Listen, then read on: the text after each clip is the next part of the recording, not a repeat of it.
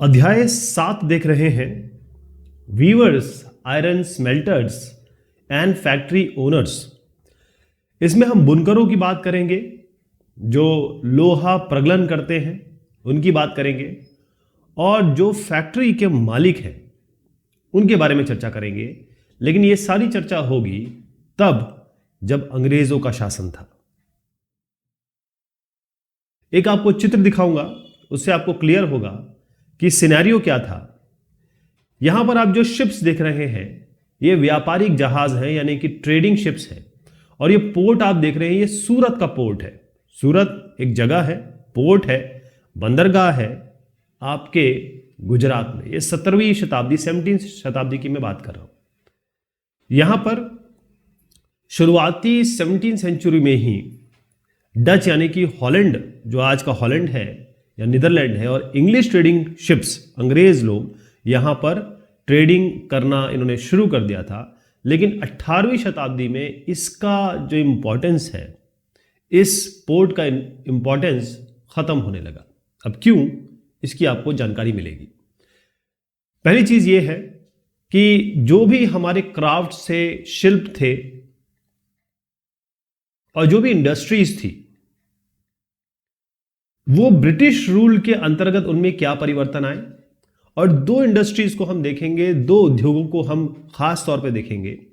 एक हमारी है टेक्सटाइल्स, इसके बारे में बहुत तफसील से बात करेंगे, और दूसरी हम बात करेंगे आयरन एंड स्टील, यानी लोहा और इस्पात उद्योग और कपड़ा उद्योग। ये इंपॉर्टेंट ये है कि ये दोनों इंडस्ट्रीज, चाहे आप मॉडर्न वर्ल्ड ले लीजिए, आज का जमाना ले लीजिए, चाहे आप किसी भी जमाने में चले जाइए, जब इन सब की शुरुआत हो गई थी, टेक्सटाइल और आयरन एंड स्टील, आपकी इकोनॉमी कैसे नापी जाती है, आपकी जीडीपी कैसे नापी जाती है किसी भी देश की, वहां की इंडस्ट्रीज कितनी है, वहां मैन्युफैक्चरिंग कितनी हो रही है, वहां पर उत्पादन कितना हो रहा है। तो आजकल के जमाने में भी इन दोनों टेक्सटाइल की उतनी ही वैल्यू है जितनी पहले हुआ करती थी। जैसे ही ब्रिटेन में बहुत सारे परिवर्तन हुए। पहली चीज तो वहां पर इंडस्ट्रियल रेवोल्यूशन ब्रिटेन में शुरू हुआ, इंग्लैंड में शुरू हुआ, यानी औद्योगिकीकरण जो होता है वो वहीं शुरू हुआ। और उसके बाद ये हुआ कि आयरन एंड स्टील कंपनी ये बहुत आगे बढ़ी। और मैं आपको बताऊं, 1850 में एक ऐसा समय आ गया जब ब्रिटेन को पूरे विश्व का वर्कशॉप माना गया, क्योंकि आयरन एंड स्टील, लोहा इस्पात उद्योग ब्रिटेन में इतना ज्यादा बढ़ गया। मैं अभी ब्रिटेन की बात कर रहा हूं, हिंदुस्तान में नहीं आया हूं अभी। ब्रिटेन को पूरे विश्व का वर्कशॉप कहा गया। वर्कशॉप का मतलब होता है जहां पर लोहा इस्पात का काम होता है। तो हिंदुस्तान में क्या हुआ, अब ब्रिटेन की कॉलोनी थी इंडिया, है ना। इंडिया क्या थी, ब्रिटिश ही कॉलोनी तो थी। तो किस तरीके से ईस्ट इंडिया, उस जमाने में मैं किसकी बात कर रहा हूं, ईस्ट इंडिया कंपनी की। ईस्ट इंडिया कंपनी के कुछ हित थे, इनके कुछ अपने इंटरेस्ट थे। और पहली तो इन्होंने काम क्या किया कि हिंदुस्तान के टेरिटरीज या कहे भूभागों को कब्जा किया, क्योंकि उनके व्यापारिक हितों की रक्षा करनी थी। और ब्रिटेन को रिप्रेजेंट कर रहा था हिंदुस्तान में ईस्ट इंडिया कंपनी, क्योंकि जो एम्प्रेस थी उसने कह दिया था कि हमारे ब्रिटेन का जो ईस्ट भाग है वो सारे का सारा जो भी व्यापार होगा वो ईस्ट इंडिया कंपनी करेगी, कोई कंपटीशन में नहीं आएगा, राइट। तो किस तरीके से हमारा पैटर्न चेंज हुआ, यानी कि हमारा हिंदुस्तान में जो ट्रेड होता था, व्यापार था, कैसे चेंज हुआ वो देखना पड़ेगा हमें। कंपनी क्या कर रही थी, कंपनी हिंदुस्तान से सामान खरीदती थी। और हिंदुस्तान से, ये मैं आपको बता रहा हूं, लेट 18 सेंचुरी, यानी आप 1750 के बाद की बात कर रहा हूं मैं आपसे। 1750 की बात यह है कि ईस्ट इंडिया कंपनी हिंदुस्तान से सामान खरीदती थी और वो ले जाके इंग्लैंड में, क्योंकि ब्रिटेन में उसका कच्चा माल ले जाती थी, या पका हुआ माल ले जाती थी, बना हुआ माल ले जाती थी। और दूसरा वो यूरोप में ले जाती थी, क्योंकि अगर आप देखेंगे इंग्लैंड जो है यूरोपियन संघ का ही तो हिस्सा था। अभी ब्रेक्सिट चल रहा है, तो यहां यूरोप है, तो यहां बेचती थी, यहां बेचती थी, दोनों जगह बेचती थी। और उसके थ्रू ईस्ट इंडिया कंपनी अच्छा खासा मुनाफा कमाती थी। और अगर कोई मुनाफा नहीं करेगा तो वो ट्रेड नहीं करेगा, वो वाला ट्रेड नहीं करेगा, वो वाला काम नहीं करेगा।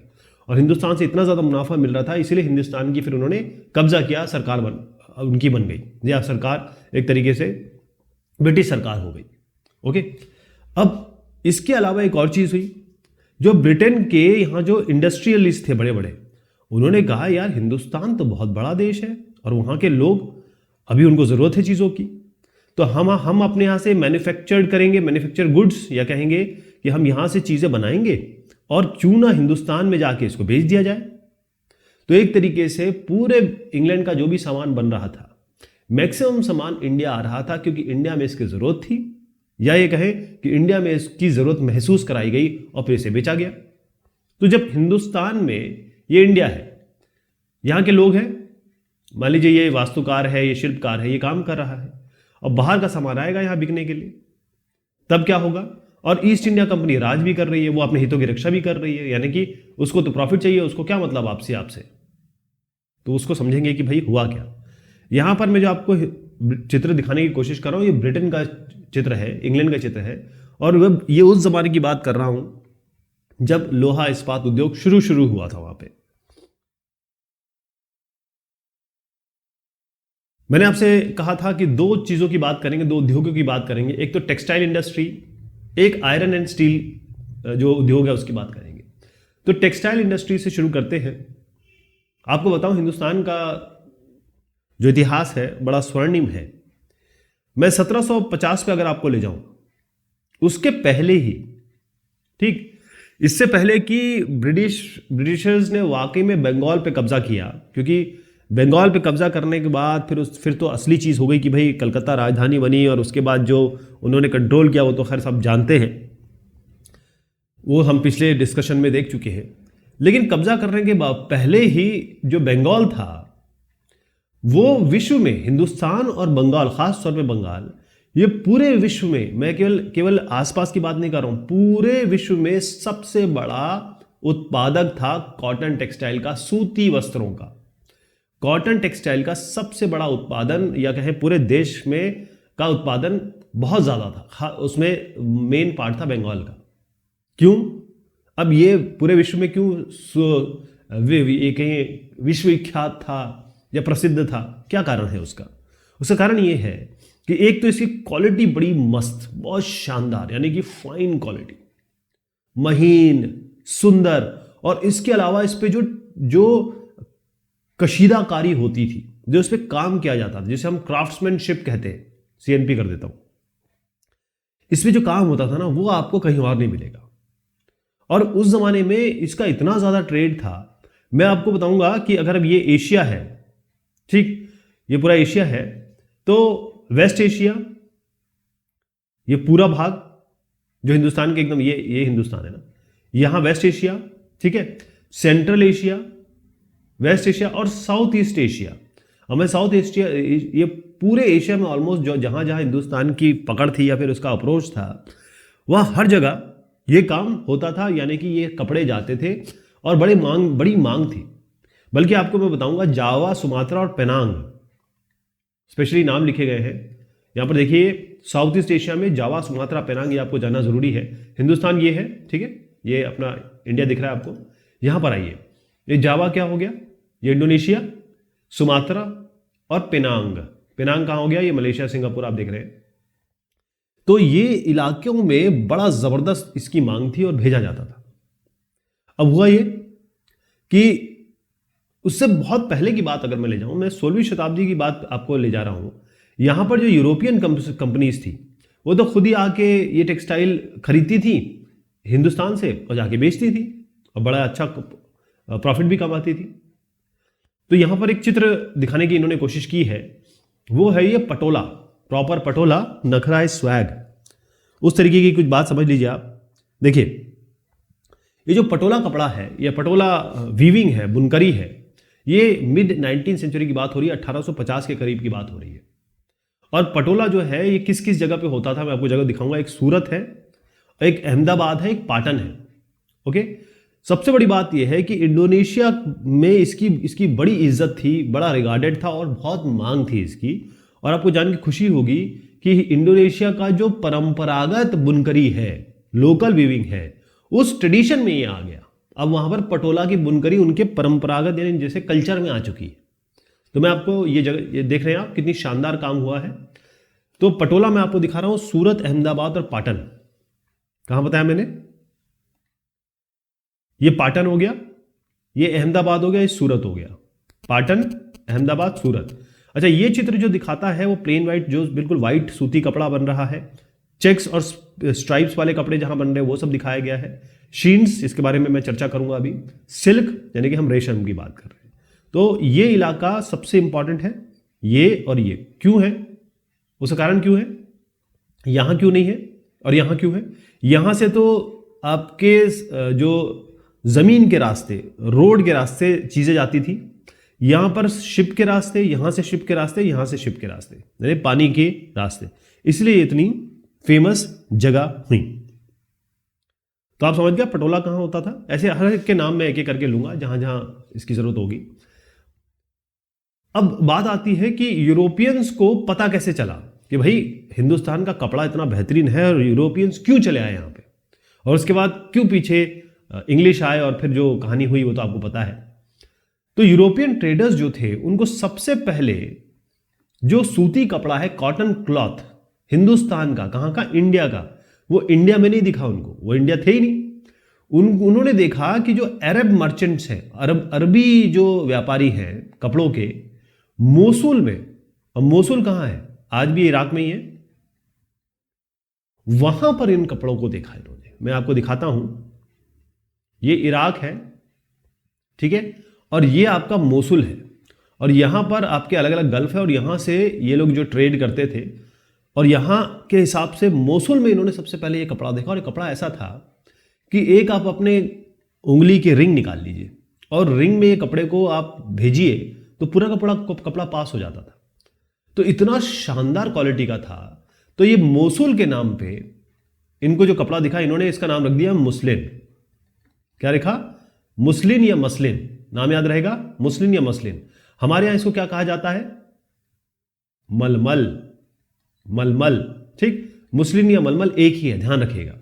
और उसके बाद क्या हुआ, कैसे नाम और चेंज हुए? एक तो मुस्लिन हो गया, आपको याद है वास्को डी गामा पोर्चुगीज थे, और वो सबसे पहले कहां आए? हिंदुस्तान में। वैसे तो गोवा उनका मेन सेटअप था, गोवा पोर्चुगीज का मेन सेटअप रहा, और आप जानते हैं कि गोवा की अब कल्चर देखेंगे तो एकदम अलग है, क्योंकि गोवन कल्चर थोड़ा सा पोर्चुगीज कल्चर है। लेकिन ये जो साहब है वास्को डी गामा, पोर्चुगीज थे, वो सबसे पहले कालीकट में आए। किस जगह है? ये केरल में कालीकट जगह है। अगर इंजीनियरिंग में जाएंगे तो आप NIT कालीकट है वहां पे, है ना। तो ये जो जगह है, इस जगह पे यहां वो आए सबसे पहले। यहां जब आए तो ये आए थे केवल स्पाइसेस के लिए, क्योंकि हिंदुस्तान का स्पाइस जो है वो सबसे फेमस स्पाइस है कि मसाले, दालचीनी, इलायची और बड़ी इलायची और पेपर, जिसको काला सोना कहा जाता था, जिसको हम पेपर मतलब इसको ब्लैक सा दाना होता है, गोल सा, राइट। तो ये जो पेपर है इसके लिए ज्यादा तौर पे लोग आए। अब जब यहां पर ये आए तो इन्होंने देखा, अरे वाह यार, यहां तो स्पाइस भी है और साथ में एक बेहतरीन कपड़ा भी है। तो जो भी इन्होंने कॉटन क्लॉथ देखा, यहां पर कॉटन टेक्सटाइल देखा,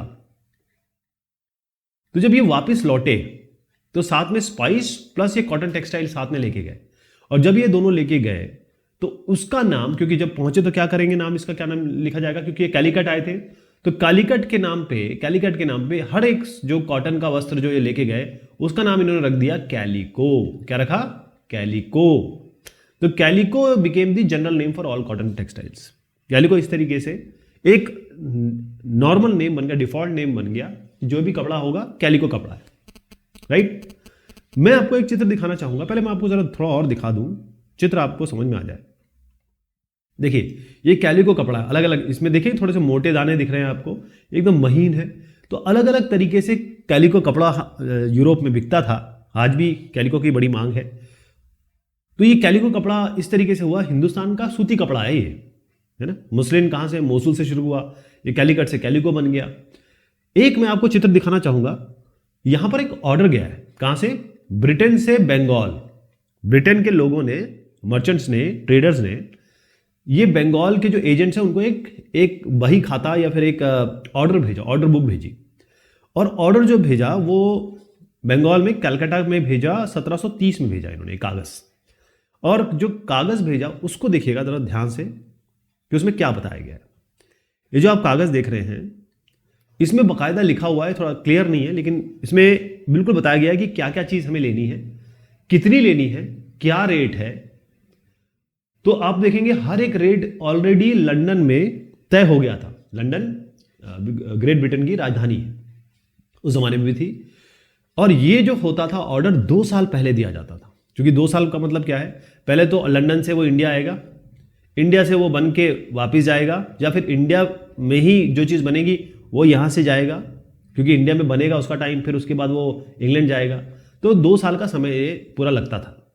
और एक बार ये लंदन आ जाता था बना हुआ सामान, फिर इसका ये ऑक्शन करते थे, यानी कि इसकी नीलामी करते थे, ऐसे बेचते थे।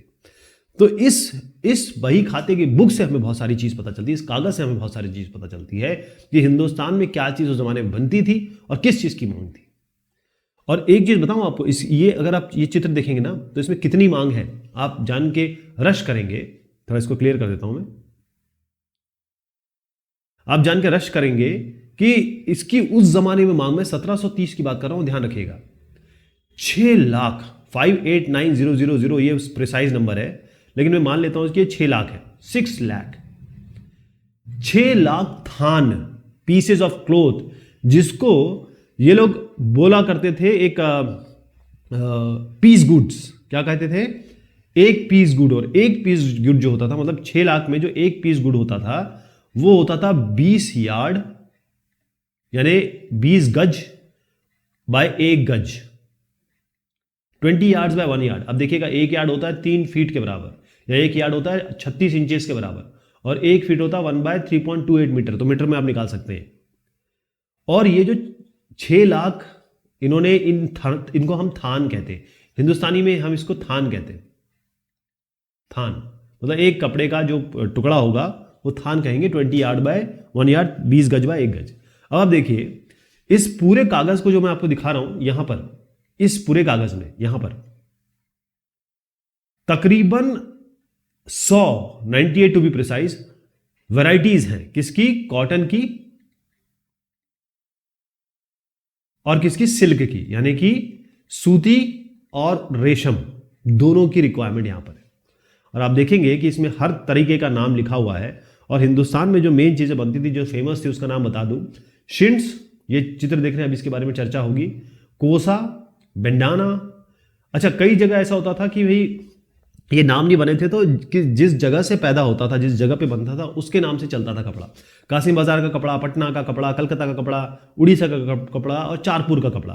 ये कासिम बाजार और चारपुर, ये दोनों की दोनों बंगाल में थे उस जमाने में। कुछ इसमें अभी इंडिया में रह गए, कुछ चले गए बांग्लादेश में। तो ये कासिम बाजार और चारपुर अगर आप ढूंढेंगे तो आपको मुश्किल से मिलेगा। मैं बता दूं कि ये सारे यही इलाका है। ओके, और बल्कि ये इसको मैंने इसलिए इलाका किया क्योंकि पटना भी यहीं आ रहा है, कलकत्ता भी यहीं आ रहा है, उड़ीसा भी यहीं आ रहा है ना। सारे के सारे ये इलाका बड़ा फेमस था। तो अब मैं आपको ये बताना चाह रहा हूं कि किस तरीके से कपड़े बने। उससे पहले मैं जरा एक चीज आपको और बता दूं। ये है जामदानी बुनाई हो रही है। ये जामदानी बुनाई एक अलग तरीके की बुनाई है। इसमें आप देखेंगे कि ग्रे, स्लेटी या सफेद में बेसिकली कपड़ों में होती थी, या उसका कपड़ा यूज होता था। लेकिन इसमें जो धागे यूज होते थे वो कॉटन, ये मिक्सचर होता था। मतलब कंबाइन कर दिया किसको? गोल्ड थ्रेड को, यानी कि सोने, बाकायदा सोने की जरी, और कपड़ा जो कॉटन का है उससे मिला के इसकी बुनाई होती थी। और जो जामदानी तरीके की बुनाई है वो ढाका में, जो आज राजधानी है आपके बांग्लादेश की, और लखनऊ जो कि उत्तर प्रदेश की राजधानी है। तो आपको ये बता दूं, लखनऊ तो आप इधर मान लीजिए इस जगह पे, और ये ढाका हो गया। ये जो दोनों इलाके मैं आपको दिखा रहा हूं, यहां पर जामदानी बुनाई होती थी। चलिए अपनी बातचीत पे लौटते हैं।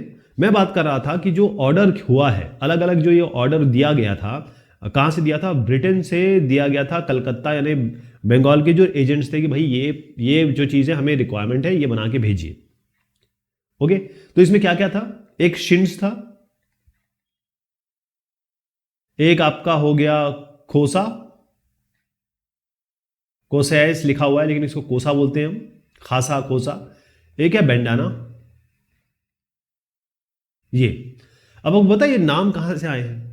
ये छिंट्स जो नाम आता है छींटे से आया है। अगर आप पानी के छींटे किसी के मुंह पे मारते हैं सुबह उठाने के लिए, वो छींटे होते हैं ना, ऐसी इसी तरीके से नाम आया है। होता यह था कि एक कपड़ा है, और उसमें बहुत छोटे छोटे डिजाइन होते थे। और किसके डिजाइन होते थे? फ्लावर्स के, फूल पत्ती के, प्लांट्स के। तो कलरफुल फ्लावरी, मतलब फ्लावर और पत्तों का एक बहुत अच्छा सुंदर छोटे छोटे छोटे छींटों की तरह कपड़ों में ये चस्पा कर देते थे। तो उसको इन्होंने शिंट्स नाम रखा, क्योंकि यहां पर इसको छींटे कहा जाता था। छींटा मारा है आपने, जैसे पानी का छींटा मारते हैं उस तरीके का, तो इसलिए इसका छींटा नाम पड़ा। और आप जान के आपको अचरज होगा कि 1680 की मैं बात बता रहा हूं, इतना ज्यादा इस कॉटन टेक्सटाइल, इस इंडियन कॉटन टेक्सटाइल का यूरोप और इंग्लैंड में इतना ज़्यादा इसका यूज़ होने लगा, क्योंकि एक तो फ्लावर का डिज़ाइन था, बहुत पसंद आता था, टेक्सचर बहुत बढ़िया था, मतलब फाइन क्वालिटी, हाथ लगाएं तो हाथ एकदम चिकने की तरह आगे चले जाए। और दूसरा रिलेटिव थोड़ा सा चीप भी था, थोड़ा सस्ता भी था। तो इसको केवल रईस लोग नहीं पहन रहे थे, केवल रिच नहीं पहन रहे थे, बल्कि जो इंग्लैंड की राजधानी, जो क्वीन थी, इंग्लैंड की जो महारानी थी, वो भी इसी कपड़े को पहनती थी, इसी इंडियन फैब्रिक को पहनती थी। सोचिए। अब एक आध दो ले लेते हैं, इसमें बंडाना की भी बात कर लेते हैं। बंडाना जो है वो क्या होता है? बंडाना होता है कि अगर एक आदमी है, वो सर पे बांध ले यूं करके, या इसको गांठ बांध ले, या गले में बांध ले, इस तरीके से ऐसे कपड़ा ले, ठीक है, इसको रोल करे, ऐसे यूं बनाए और इसको रोल कर ले यहाँ पे, तो इसी को बंडाना कहते थे। अब ये बंडाना कहाँ से आया? ये बंडाना जो शब्द आया है ना, आपको साड़ी बांधना पता है, साड़ी बांधना, लुंगी बांधना, तो ये जो बांधना शब्द है, ये तो छींट से आया। हिंदी में लिखा मैंने कहीं क्या, लिख देता हूं, ये तो छींट से आया। ये बांधना जो है, बांधना शब्द से आया बैंडाना, और बैंडाना शब्द से आज ये फेमस है। ऐसा कपड़ा, छोटा कपड़ा, जिसको आप सर पे बांध सकते हैं स्कार्फ की तरह, या गले में बांध सकते हैं। तो ये मैं आज जो चित्र दिखा रहा हूं, ये वाला बैंडाना है।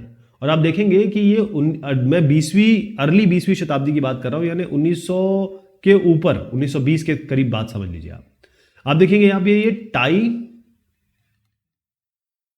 Tie and dye method use हो रहा है। यानी क्या करते थे, ये पहले इसको बांध देते थे, यानी आपने एक कपड़ा लिया, इसको यूं करके एकदम छोटा कर लिया, है ना, ऐसे करके, फिर इसको यहां बांध दिया, यहां बांध दिया, यहां बांध दिया, और उसके बाद इसको कलर कर दिया। तो जहां जहां बांध दिया वहां कलर नहीं आएगा, जहां जहां नहीं बांधा वहां कलर आ जाएगा। तो इस तरीके से एक डिजाइन बन जाएगा। फिर इसको जोड़ देंगे, यहां पर एक बाकायदा जोड़ा गया है, हमेशा जोड़ना नहीं होता है इसमें, ये जो चित्र देख रहे हैं उसमें जोड़ा गया है। यहां पर इन्होंने गोल्ड का धागा यूज किया है और उससे इसको बांधा है। और खासतौर पे राजस्थान और गुजरात में ये बनाया जाता था बंडाना। तो राजस्थान गुजरात आपको दिखाता हूं, ये एरिया जो है, ये राजस्थान हो गया, गुजरात हो गया, इस एरिया में इसको बनाया जाता था। ठीक है। अब यहां पर जो चित्र है, ये है छींट का चित्र। और सबसे बड़ी इंपॉर्टेंट बात है कि जो मछलीपट्टनम है, मछलीपट्टनम आंध्र प्रदेश, वहां पर ये जो छींट का काम है वो बहुत बढ़िया होता था। और ईरान और यूरोप, वहां पर ये एक्सपोर्ट भी होता था। तो मैंने जैसे बताया, बांधना यहां से आया है, बांधने से। और जो बाकी क्लॉथ है, कई बार ये जैसे छींट, कोसा या फिर भंडारा नहीं है, तो उस जगह के नाम से फेमस था कि जहां पर ये बनते थे। जैसे कासिम बाजार हो गया, पटना हो गया, कलकत्ता हो गया, उड़ीसा हो गया, चारपुर हो गया।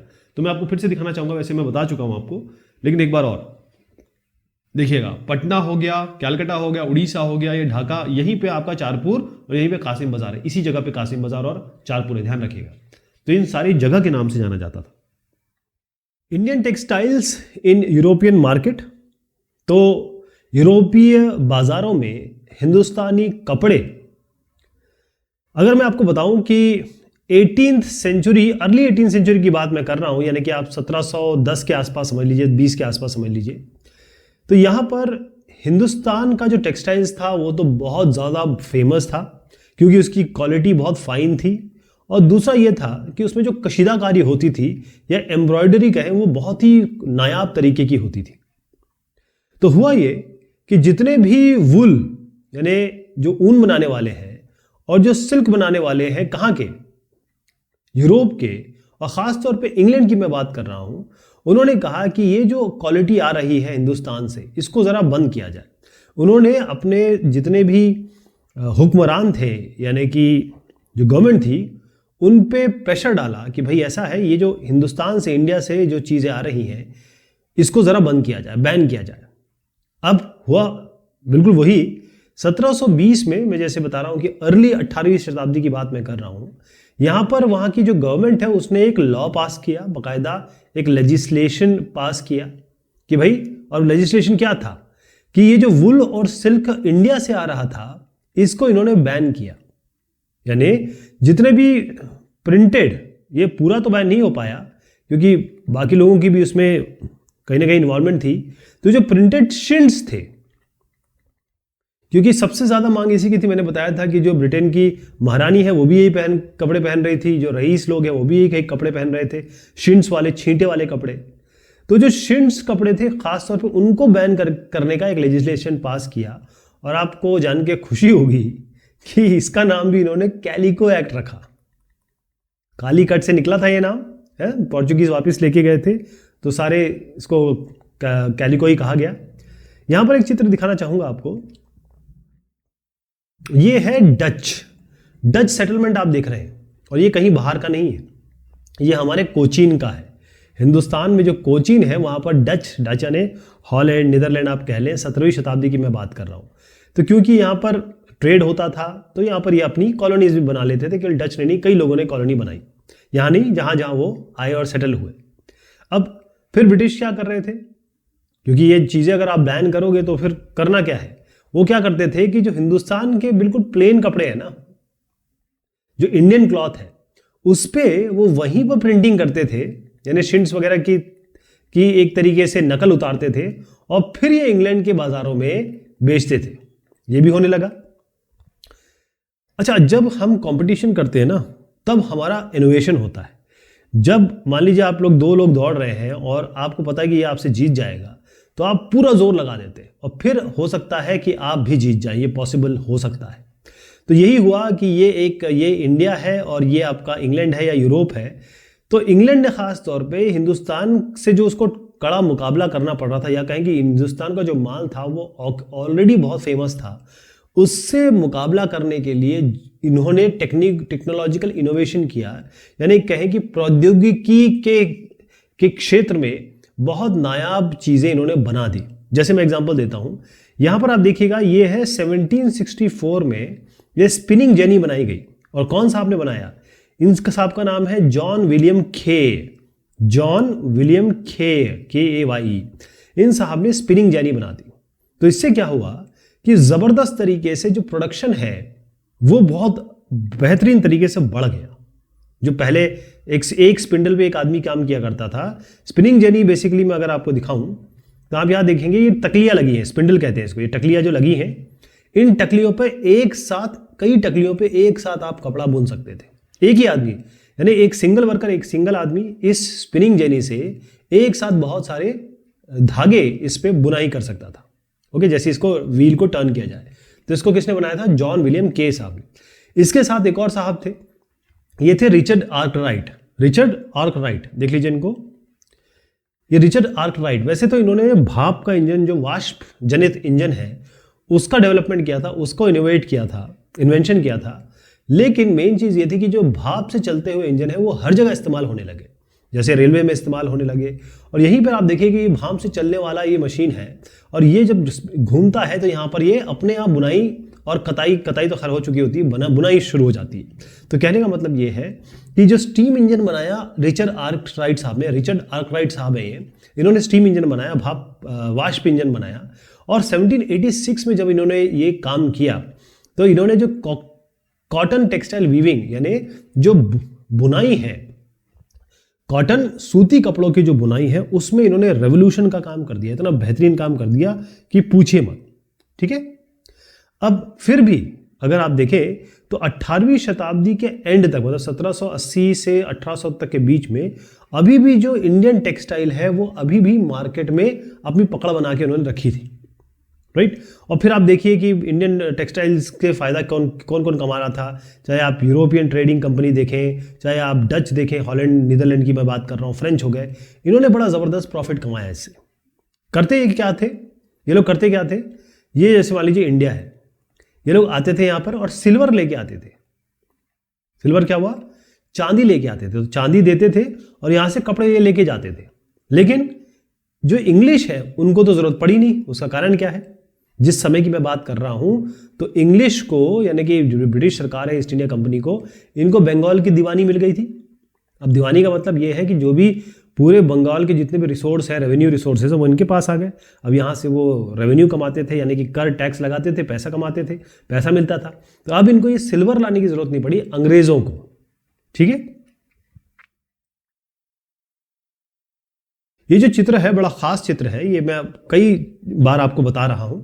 तो इसमें अगर आप देखेंगे कि ये जो क्षेत्र है बंगाल का और आसपास का क्षेत्र, ये हर एक कपड़े के लिए, चाहे आप सूती की बात करें, चाहे आप प्लेन वाइट हो गया, शिन्स हो गया, सिल्क हो गया, या चेक और स्ट्राइप्स की बात करें, ये सबके लिए बंगाल बड़ा फेमस था। तो आप ढाका आज भी, जैसे मैंने आपको पहले भी बताया कि बांग्लादेश आज भी विश्व का सबसे छोटा सा देश है, छोटा सा देश है, लेकिन आज भी विश्व में कपड़े के मामले में हिंदुस्तान से भी आगे है।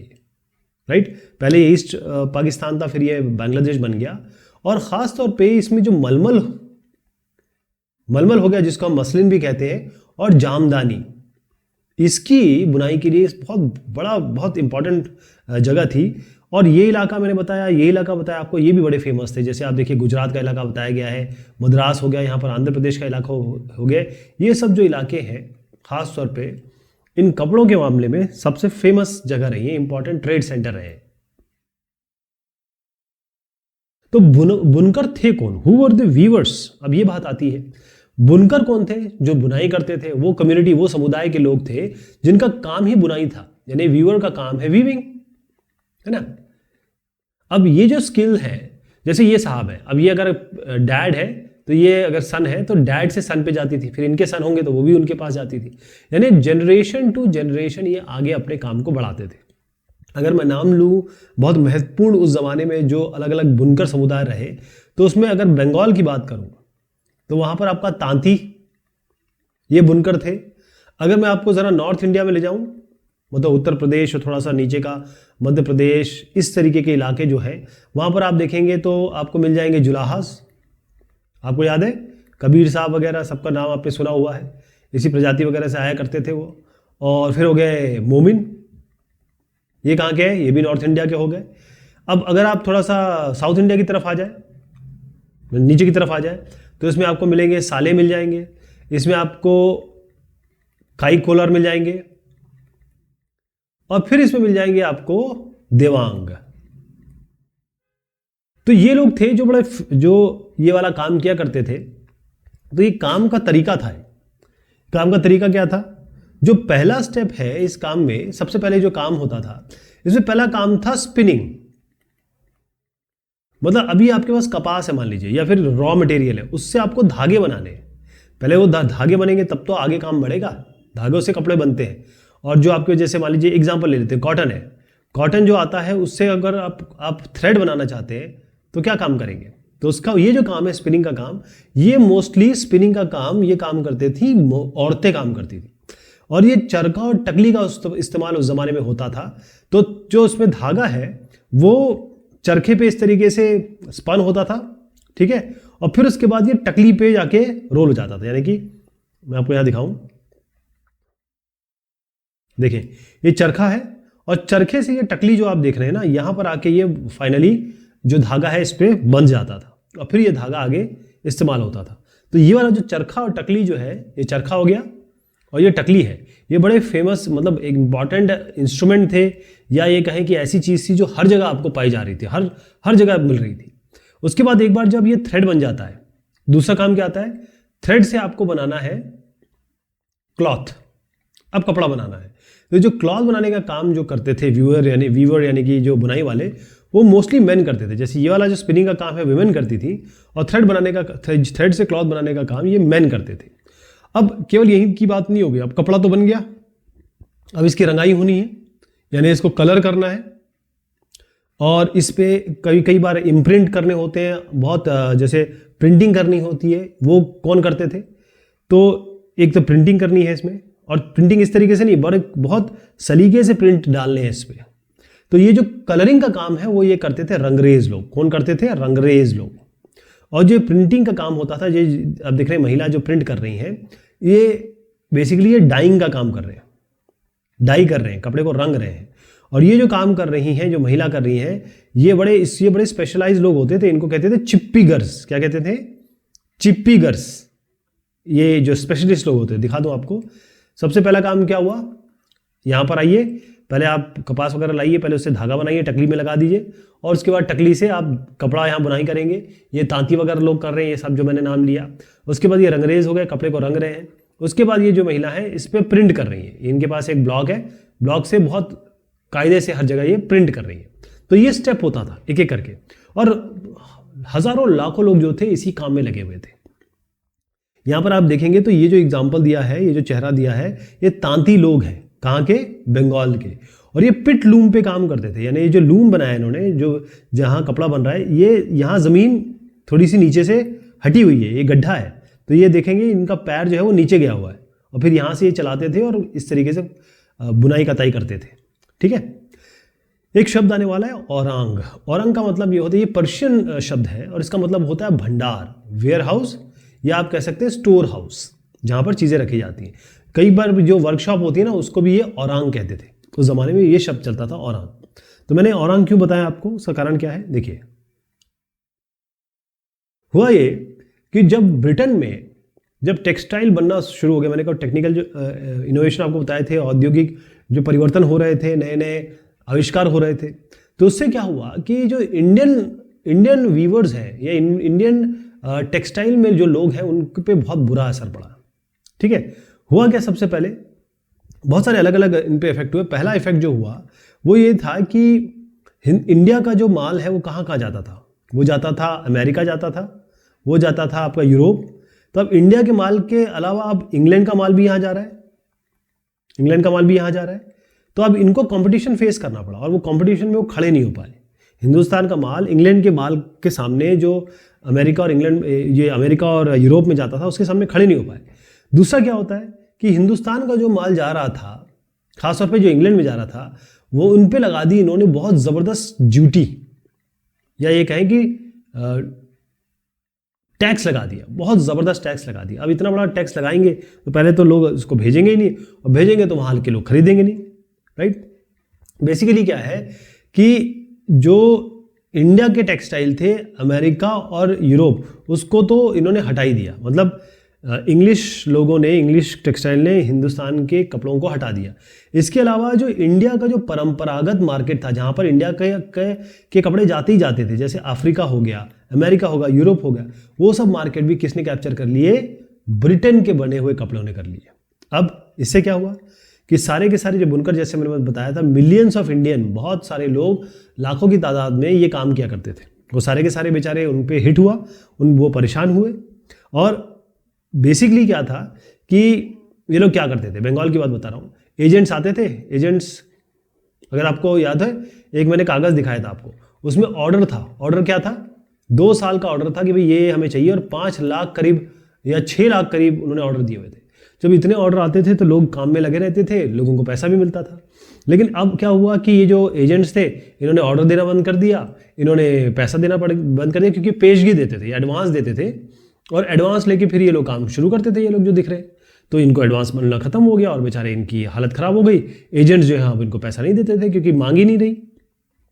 तो इसी बात पे कई लोगों ने बहुत सारी चीज़ की।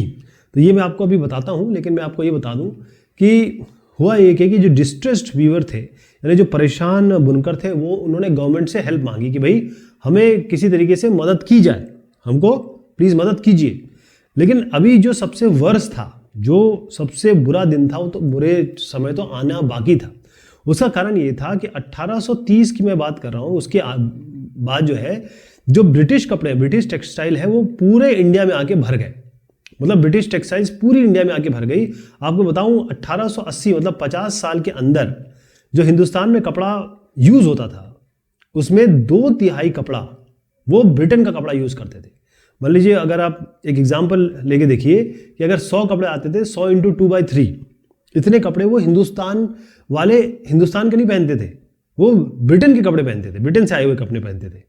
तो उससे क्या हुआ, खासतौर पे जो गरीब औरतें थीं, जो खास तौर पे जो स्पिनिंग का काम करती थी, मतलब जो कंटेंट है कपास वगैरह से जो धागे बनाना है वो काम करती थी, वो तो बेचारी सब की सब जॉबलेस हो गई।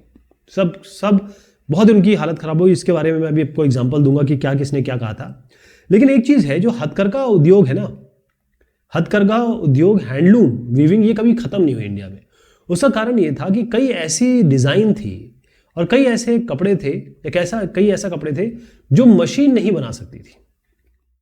मशीन बनाने में पॉसिबल नहीं था, क्योंकि जैसे मान लीजिए एक साड़ी है, इसमें बॉर्डर लगाना है और बड़ा स्पेशलाइज बॉर्डर है जिसे हम इंट्रिकेट बॉर्डर कहते हैं, या कोई ट्रेडिशनल इस पे चिप्पी लगनी, चिप्पी गार जैसे जो करते थे। तो जो वुवन पैटर्न्स थे जो परमानेंटली बन के आ रहे हैं, वो कैसे बनेंगे? तो ये रिच लोग तो इसको मांग ही कर ही रहे थे, साथ में जो मिडिल क्लास है वो भी हथकरघा उद्योग से जो चीज़ें पैदा हो रही थी, बन रही थी, जो स्पेशलाइज चीज़ों की मांग करते थे, उनको तो इसकी मांग हो ही रही थी, वो इसको चाह ही रहे थे। और एक और चीज़ है, जो कोर्स क्लॉथ है, यानी कि जो मोटा कपड़ा है जिसको गरीब पहना करते थे, हिंदुस्तान के गरीब पहना करते थे, वो भी ब्रिटेन से नहीं आ रहा था। ठीक है, तो ये जो आप देखेंगे हथकरघा उद्योग है वो चलता रहा, वो भी बहुत ज़्यादा नहीं चला था लेकिन चल रहा था। एक और चीज़ इसमें बताना चाहूँगा, हुआ ये कि आपने जो शोलापुर और एक और जगह मैं बताऊंगा आपका मदुराई है, ठीक है, मदुरा, ये आपका मदुराई यहाँ पर है, शोलापुर यहाँ पर कहीं है, ठीक है, महाराष्ट्र में शोलापुर है। तो ये जो जगह मैं बता रहा हूँ, ये लेट 19th सेंचुरी में, यानी कि आप 1870 के आगे आ जाइए आप, ये दोनों सेंटर बहुत बड़े सेंटर बन गए कि भाई यहाँ पर कपड़ों का मतलब ये बुनाई के सेंटर बन गए, वीविंग के सेंटर बन गए। और जब आपके महात्मा गांधी ने नेशनल मूवमेंट स्टार्ट किया तो इन्होंने कहा कि जो भी ब्रिटेन से कपड़ा आ रहा है, यानी कि ब्रिटिश से इंपोर्टेड कपड़ा आ रहा है, इसका आप बॉयकॉट करो। सबको कहा कि भाई इसको बिल्कुल पहनना बंद करो, इसको जलाओ, इसको ख़त्म करो, और आपको यूज़ करना है जो हैंडलूम वाला कपड़ा है, या कहें हथकरघा उद्योग वाला कपड़ा यूज़ करना। और इसी के कारण जो खादी है, खादी ग्राम उद्योग, ये एक तरीके से सिंबल बन गया नेशनलिज्म का, राष्ट्रवाद का, ठीक है, राष्ट्रवाद का बहुत बड़ा सिंबल बन गया। तो आप देखते हैं आज भी जो हमारे बड़े बड़े नेता हैं वो कौन सा कपड़ा पहनते हैं, वो खादी का कपड़ा पहनते हैं मोस्टली। और इसको छोड़िए, अगर ये देखिए कि 1931 में, क्योंकि उस जमाने में कोई ऐसा तो नहीं था, संघ थी नहीं, आरएसएस था नहीं, कोई नहीं था, केवल इंडियन नेशनल कांग्रेस थी, उसी ने हमें आज़ादी दिलाई है ना, यही लोग ने मेहनत की है। तो इन लोगों ने अपने, बड़ा नाम था इनका बेसिकली पूरे देश में, इसको उनको बड़ा माना जाता था क्योंकि स्वतंत्रता के लिए लड़ रहे थे। इनका जो ये था झंडा है, उसके बीच में करघे को डाला गया, यानी कि यहाँ पर इसको चरखे को डाला गया। इतना इंपॉर्टेंट हो गया ये कपड़ा उद्योग, या ये कहें कि जो हैंडलूम उद्योग है, या उसके लिए इन्होंने इतनी ज़बरदस्त बात की महात्मा गांधी जी ने कि ये इतना बड़ा काम हो गया कि इन्होंने अपने झंडे में इसको जगह दे दी। तो हुआ क्या, बहुत सारे बेचारे जो वीवर्स थे या स्पिनर्स हैं, जो बुनाई करते थे, कताई करते थे, वो फाइनली या तो एग्रीकल्चर लेबरर बन गए, यानी खेतिहर मजदूर बन गए, कई सिटी चले गए, कहीं शहर चले गए, कई जो है वो देश से बाहर चले गए, जैसे फिजी वगैरह चले गए, कई वहाँ चले गए, अपना साउथ अमेरिका चले गए, और कीनिया, तंजानिया, ऐसी जगह चले गए अपना काम ढूंढने के लिए। कई जो नई कॉटन मिल्स मिली थी, मतलब जो सूती की मिल नई बन गई थी, जैसे मुंबई में बनी, अहमदाबाद में बनी, शोलापुर में, नागपुर में, कानपुर में, ये सब जगह ये लोग चले गए अपनी नौकरी केस में। ये सब जो मैं नाम बता रहा हूँ यहाँ है, ठीक है। अब मैं आपको ये बता रहा था कि उस जमाने में हुआ क्या कि लोगों ने किस तरीके से अपनी वेदना बताई। तो यहाँ पर 1823 में कंपनी जो है उसको 12,000 लोगों ने, 12,000 बुनकरों ने लिखा कि भाई ऐसा है कि हमारा काम बंद हो गया है। हमारे जो औरंग्स मैंने आपको बताया था कि ये बड़े बड़े वर्कशॉप है जो इन्होंने लिए थे, क्योंकि 2-2 साल का काम इनको मिलता था, पेशगी एडवांस में पैसा इनको मिलता था, सब चीज़ें होती थी। अब ये सब चीज़ें ख़त्म हो गई, इन्होंने जो औरंग लिए थे उसका भी इन्हें पैसा देना पड़ता था, अब इनके पास काम भी नहीं है। तो इन्होंने कहा कि हम विल स्टार्व ऑफ फूड, हम तो भूखों मर जाएंगे। तो ये इन्होंने कंपनी को लिखा था। एक बहुत बूढ़ी औरत है, उसने जो वो काम करती थी इसका कताई का, मतलब धागे बनाने का काम करती थी। तो 1828 में एक बंगाली न्यूज़पेपर हुआ करता था, समाचार दर्पण, और उसको अपना चिट्ठी भेजी और उसने कहा कि प्लीज़ इसको छापना ज़रूर। और यहाँ पर बाकायदा वो छापा गया, और छापा इस तरीके से गया था कि उसने कहा कि मैं एक कताईगार हूँ, मतलब स्पिनर हूँ, और मैं अपने बहुत ज़्यादा सफ़र कर रही हूँ। जब मैं 22 साल की थी, ठीक है, तो मैं विडो हो गई, यानी मेरे पति का देहांत हो गया, और मेरी 3 लड़कियाँ हैं, और मेरे जो पति है उनका जब मैंने श्राद्ध किया, श्राद्ध सेरेमनी की, तो सारे पैसे खर्च हो गए। और उसके बाद मुझे किसी तरीके से ये पता चला टकली और चरखा, और मैंने कताई वगैरह शुरू की, तो ये मेरा पेट पालने के लिए, मेरे 3 बच्चों का पेट पालने के लिए बहुत काम आया। और उसके बाद जो व्यूअर्स को मैं वो बना के देती थी, तो किसी तरीके से मैंने अपने 3 बच्चियों की शादी कर दी, या ये कहें कि इनकी मैरिज कर दी, और मैंने 28 रुपये जमा भी कर लिए। 28 रुपये उस ज़माने में सोचिए कितनी बड़ी बात होती थी। अब 3 साल हो गए, 2 औरतें, यानी कि जिस लेडी की बात हो रही है और जो उसकी सास है, मदर इन लॉ, ये दोनों की दोनों जो है इस घर में अकेली रह रही हैं, और उनके पास कोई काम नहीं है, कोई काम मांगने नहीं आता। जो बिलायती कपड़े हैं वो उन्होंने इसकी जगह ले लिए है। ये भूखे मर जाएंगे, इनके पास कोई जरिया नहीं है कि वो किसी तरीके से कमा पाए, खा पाए। तो ये इनकी वेदना थी उस जमाने में, और ये यहां पर बड़ा अच्छे से प्रेजेंट किया गया है। कॉटन मिल्स कम अप, यानी कि हिंदुस्तान की बात हो रही है यहां पर। कॉटन, सूती कपड़ा, इसकी कपड़ा मिलें जो हैं वो आ गई मतलब खुली। तो जो सबसे पहली कॉटन मिल हिंदुस्तान में आई या एस्टैब्लिश हुई, वो थी स्पिनिंग मिल। ध्यान रखिएगा, ये स्पिनिंग मिल थी। स्पिनिंग मिल क्या होता है, मैंने आपको बताया था। स्पिनिंग क्या होता है कि आपके पास अगर जैसे कपास है, उसे थ्रेड बनाना। तो ये आई थी मुंबई में, जो आज का मुंबई है, तब का वो बॉम्बे था, और ये आई 1854 में, थोड़ा ध्यान रखिएगा। लेकिन उसके बाद जो बॉम्बे है उसमें दिन दुगनी और रात चौगनी वृद्धि हुई, क्योंकि एक तो मिल आ रही थी, ऊपर से ये बहुत इंपॉर्टेंट पोर्ट बन गया था। और सबसे बड़ी बात है कि अगर ये अच्छा बंदरगाह बन गया है, इंपॉर्टेंट बंदरगाह बन गया, क्योंकि यहाँ से इंपोर्ट एक्सपोर्ट बहुत आसानी से हो रहा था। खासतौर पे अगर अर्ली 19th सेंचुरी की बात करें, यानी कि 1800 के ऊपर की बात करें आप, तब की बात ये कह रहे हैं। और ये बॉम्बे से ना केवल इंग्लैंड बल्कि चाइना में भी बहुत ज़्यादा एक्सपोर्ट होता था इन सब चीज़ों का। अब कारण क्या है कि ये इतना इंपॉर्टेंट बन गया? पहली चीज़ से ये पोर्ट था। दूसरा, ये जो सारा एरिया आप देख रहे हैं ना, ये काली मिट्टी का एरिया है। ये सारा किसका है? काली मिट्टी। अब ये जो राउंड देख रहे हैं आप, गोल सा सर्कल, जो फील्ड सर्कल है, ये कॉटन टेक्सटाइल का है। आप देखिए यहाँ सब cotton cotton cotton cotton cotton ही दिख रहा होगा आपको यहाँ आसपास, क्योंकि यहाँ की जो मिट्टी है वो बड़ी उसके लिए, कॉटन की पैदावार के लिए बिल्कुल माकूल है। तो अगर ये वेस्टर्न इंडिया की बात करें, इस पोर्ट, ये तो एक रॉ मटेरियल मिल जाता था और फटाफट यहाँ से बन के, थ्रेड बन के या कपड़ा बन के आगे पहुँच जाता था। यहाँ पर एक बड़ा अच्छा चित्र दिया गया, इसको आपको समझना होगा। ये मैं 1900 का चित्र दिखा रहा हूँ। यहाँ पर कॉटन फैक्ट्री में यहाँ पर लोग काम कर रहे हैं, और ख़ास तौर पे देखेंगे ये जो स्पिनिंग का काम कर रहे हैं ये मोस्टली औरतें हैं, विमेन। अब 1900 तक आते आते, मैं मुंबई की ही बात कर रहा हूँ, यहाँ पर तकरीबन 84 मिल्स हो गई थी, 84 मिल्स। और जितनी भी मिल्स थी उसमें मोस्टली मिल्स जो थी या तो पारसियों की थी या फिर गुजरातियों की थी। पारसी और गुजराती, क्योंकि ये जो इलाका है, देखेंगे आप, गुजरात इलाका माना जाता है कि भाई यहाँ बिजनेसमैन या बिजनेस दिमाग के लोग बहुत अच्छे रहते हैं। और ये जो इलाका है यहाँ पर, क्योंकि आप जानते हैं कि पारसी या जो उस इलाके से आए वो यहीं पे रहे, यहीं पे बिखर गए एक तरीके से, और यही इलाका इनका बड़ा फेमस रहा। गुजरात में आए और फिर कच्छी हो गए, और फिर ये वाला जो इलाका हो गया।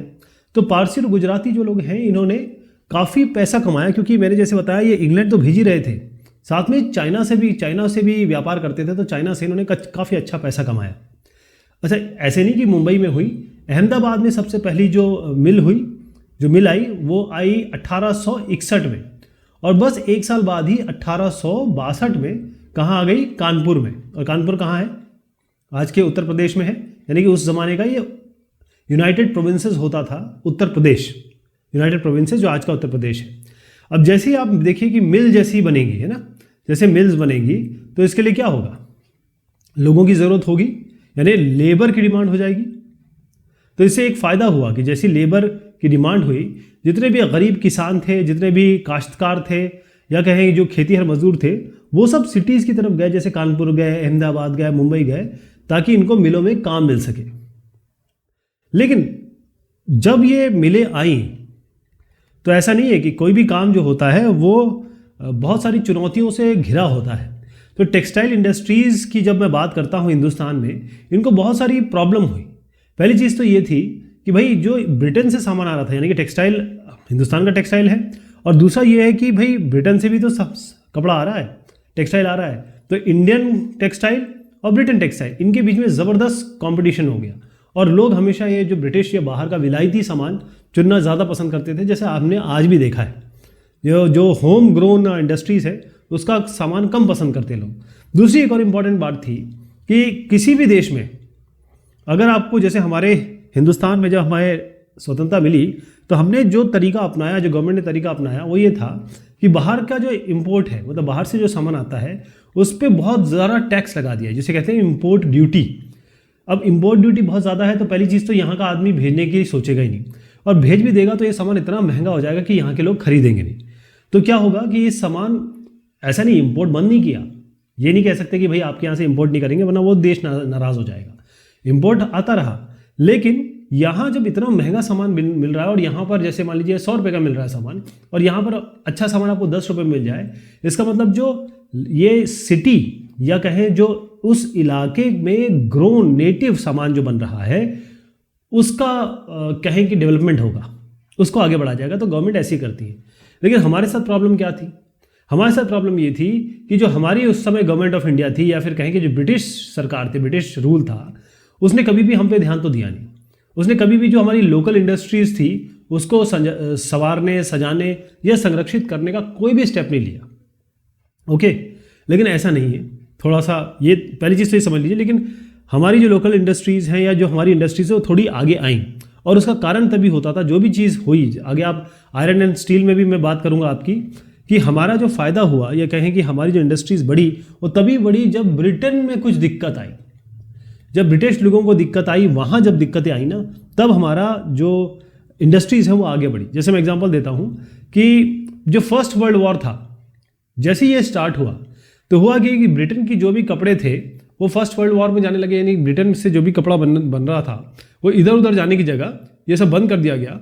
ये फर्स्ट वर्ल्ड वॉर, मतलब वर्ल्ड वॉर में जो ज़रूरतें थी टेक्सटाइल की, कपड़ों की, उसमें जाने लगा।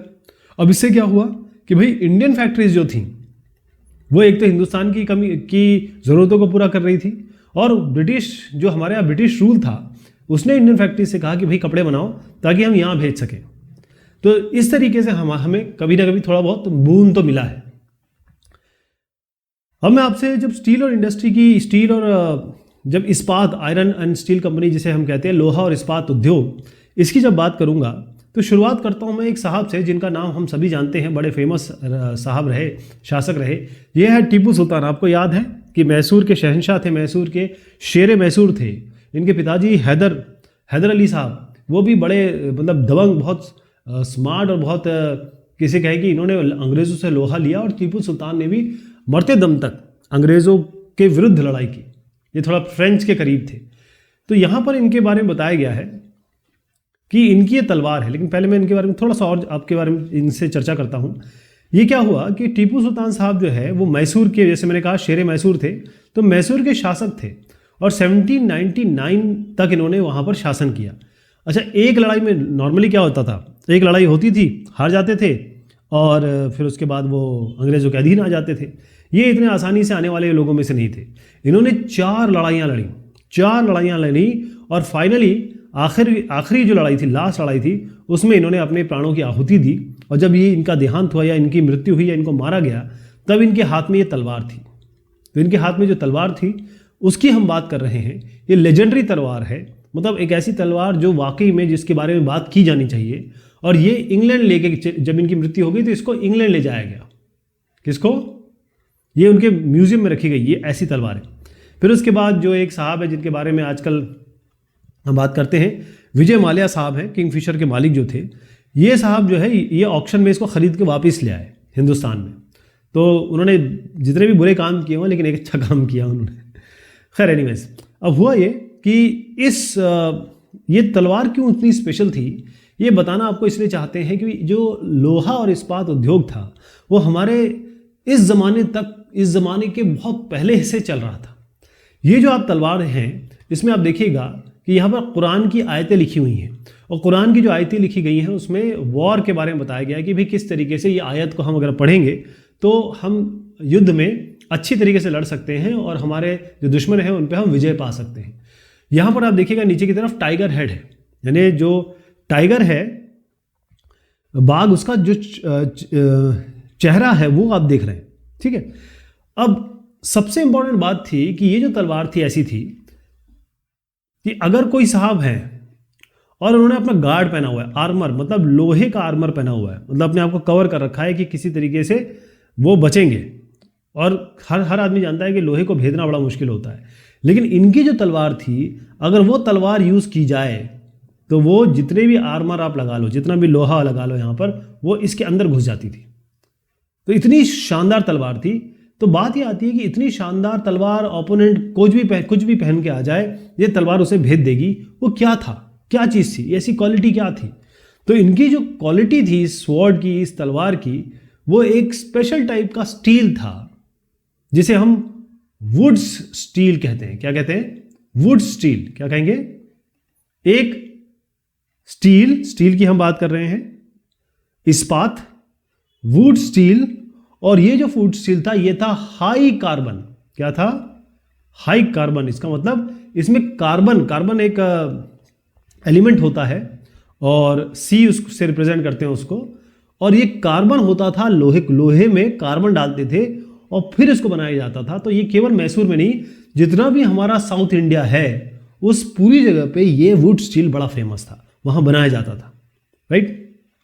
और ये जो वुड स्टील है ना, इसको ये कार्बन डाल देते थे, तो जब इसका तलवार बनती थी बड़ी लहरदार बनती थी, और लहरदार बनती थी, शार्प एज होते थे इसके, और इतने तेज धार वाली होती थी कि आप किसी भी तरीके से वेवी पैटर्न वाला इस पैटर्न का बनाना ही केवल इसलिए हो पाता था कि इसमें कार्बन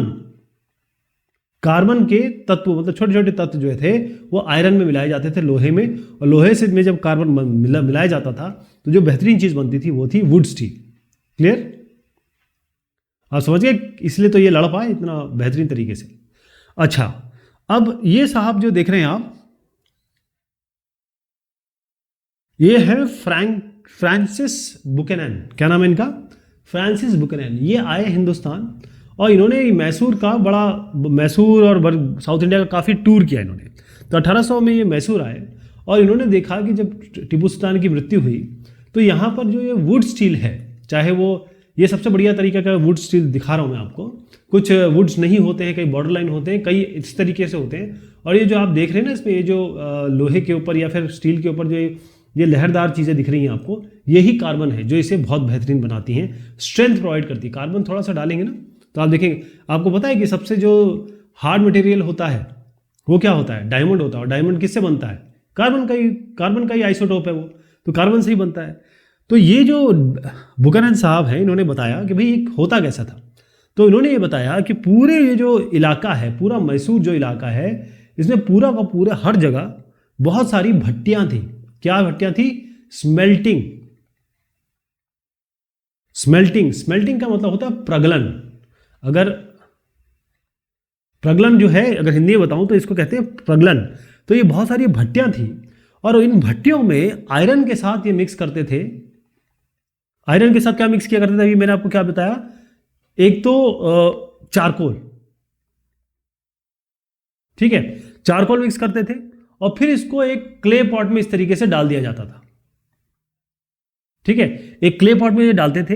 और उसके बाद यहां पर एक जबरदस्त टेम्परेचर कंट्रोल होता था, मतलब टेम्परेचर का उतार चढ़ाव करते थे। और उसके बाद जब ये टेम्परेचर बहुत, फिर जो स्मेल्टर्स होते थे, जो प्रगलक होते थे, वो यहां से स्टील के इग्नट्स बनाते थे। इग्नट्स आप क्या होता है? स्टील के इग्नट मतलब एक मोटा सा, जैसे बॉल नहीं होती, बॉल ऐसे करके ये वुड्स का बॉल बन जाता था, और जो इग्नट्स इसे ही कहते हैं। और ये बॉल जो बन जाता था फिर वो यूज करते थे अपना जो भी धातु, केवल इससे तलवार नहीं बनती थी, इससे सब कुछ बनता था।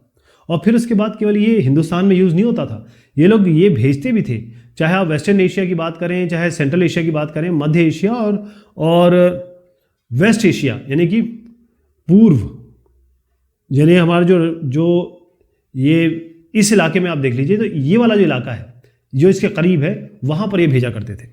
अच्छा, सबसे इंपॉर्टेंट बात है, ये स्मेल्टिंग होती क्या है, ये जानना ज़रूरी है। प्रगलन होता क्या है? तो प्रगलन जो होता है वो एक ऐसी प्रक्रिया है, स्मेल्टिंग ऐसी प्रक्रिया है जिसमें आप क्या करते हैं, पत्थर लेते हैं और उसको बहुत हाई हीट पे गर्म करते हैं। जब उसको गर्म करते हैं बहुत ऊष्मा में, तो जब वो गर्म करते हैं तो उसमें जो उसमें धातु होती है, यानी जो मेटल्स होते हैं वो पिघल के निकल जाते हैं, एक एक टेम्परेचर पे एक एक मेटल पिघल जाता है, क्योंकि सबका एक मेल्टिंग पॉइंट होता है, वो पिघल के निकल जाते हैं। और जब पिघल के निकल जाते हैं तब उस मेटल का फिर आप यूज़ करते हैं। तो मेटल को निकालने की प्रक्रिया को हम प्रगलन कहते हैं या स्मेल्टिंग कहते हैं। तो वुड जो है, अब ये जो शब्द आया है इसको देखिएगा, ये अंग्रेजी में रूपांतरण है हिंदी शब्दों का या फिर यहाँ के हिंदुस्तानी शब्दों का। देखिए कैसे। पहली चीज तो ये है कि इसको कन्नड़ में कहते थे उक्कू, और तेलुगु में हुक्कू, हाय हुक्कू, हाय हुक्कू, हाय हाय। तमिल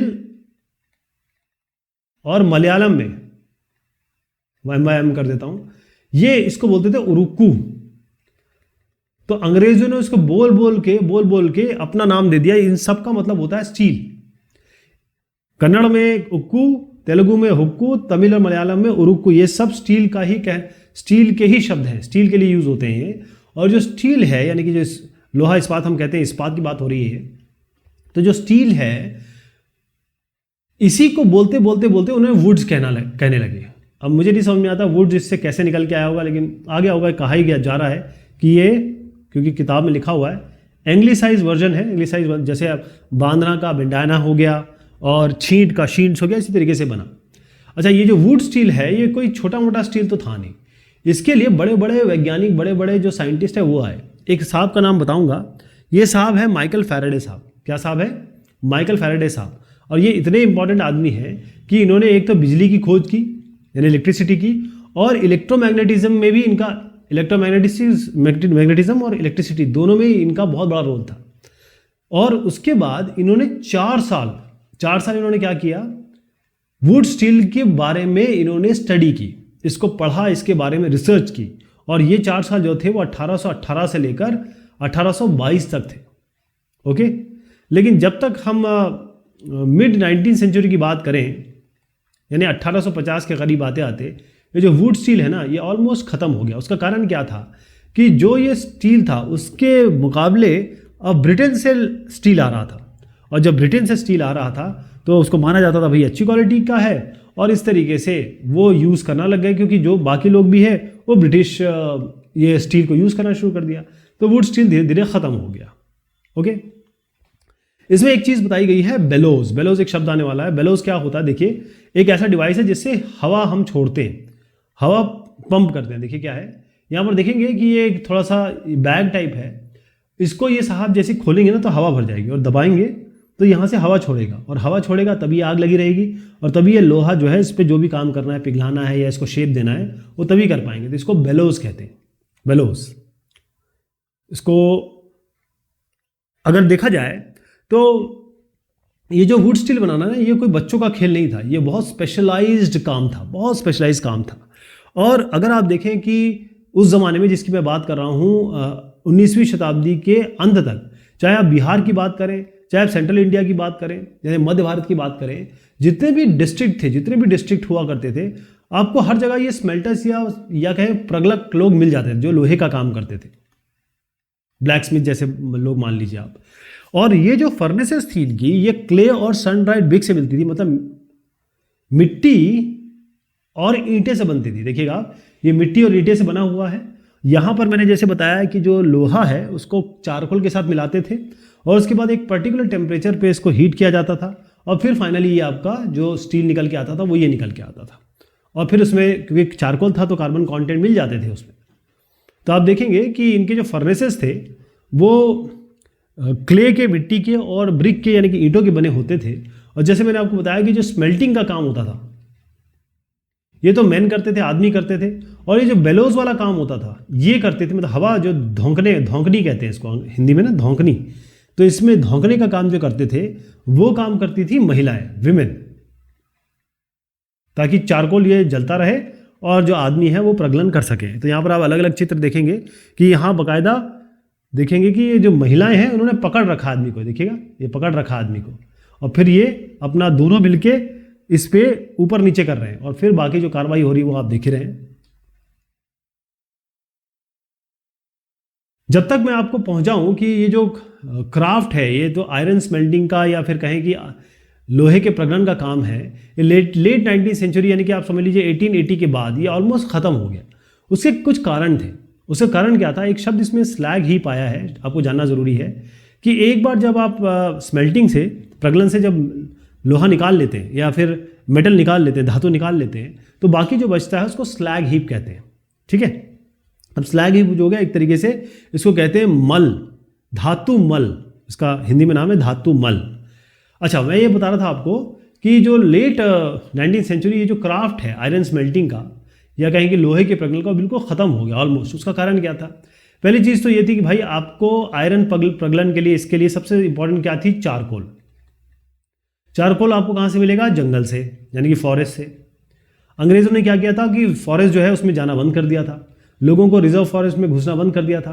तो ना तो ये चारकोल पा रहे थे, क्योंकि वुड से लकड़ी लाएंगे, वुड से चारकोल बनेगा, चारकोल से फिर ये अपना धौंकनी वगैरह का काम करेंगे, स्मेल्टिंग का काम करेंगे। तो इसको इसमें एंट्री, इन लोगों को एंट्री बंद कर दी। तो कई सारे लोगों ने ये काम छोड़ ही दिया, बिल्कुल गिव अप कर दिया। कई लोग ऐसे, कई जगह ऐसी थी जहाँ पर इन्होंने एंट्री दी, ऐसा नहीं है, कई ऐसी जगह थी जहाँ फॉरेस्ट डिपार्टमेंट ने कहा चलिए भाई आप लोग इसमें आ सकते हैं, ये सब कर सकते हैं, क्योंकि वो उसके बारे में हमने चर्चा पहले भी की थी। प्रॉब्लम क्या थी कि हर एक जितनी भी भट्टियाँ थी उसके ऊपर ये जो फॉरेस्ट डिपार्टमेंट था ये टैक्स लेता था, बड़ा ज़बरदस्त टैक्स। यानी कि अगर 100 रुपये ये कमाते थे तो 500 रुपये इन पर टैक्स लगा दिया जाता था। तो इतना टैक्स कौन देगा? इसलिए इन्होंने ये जो इनके फर्नेसेस या फिर भट्टियाँ, कभी इसको आगे देखा नहीं, मैं अभी आपको एक चित्र भी दिखाता हूँ। अच्छा, एक और इसमें चीज़ थी, एक प्रॉब्लम तो ये हो गई चारकोल वाली, एक प्रॉब्लम हो गई ये टैक्स वाली, और तीसरी एक और प्रॉब्लम थी, वो ये थी कि ब्रिटेन से जो आयरन और स्टील जो है वो ब्रिटेन से आ रहा था।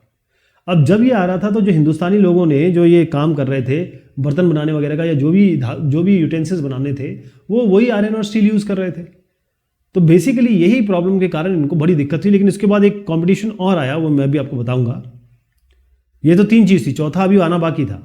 ये एक विलेज दिखाया गया है जो सेंट्रल इंडिया का है, और यहाँ पर ये जो साहब लोग दिख रहे हैं वो है अगरिया। कौन है? इन अगरियों का नाम दोबारा आएगा अभी।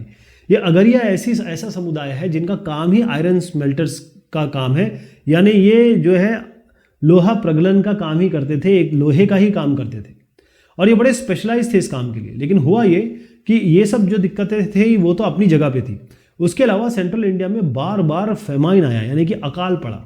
और जब ये अकाल पड़ा तो ये बेचारे क्या करेंगे, खाएंगे क्या, कमाएंगे क्या, है ना। तो इसके बाद ये यहाँ से दूसरी जगह चले गए, माइग्रेट करके दोबारा इन्होंने अपनी भट्टियां कभी नहीं जलाई। Agaria. Iron and steel factories come up in India.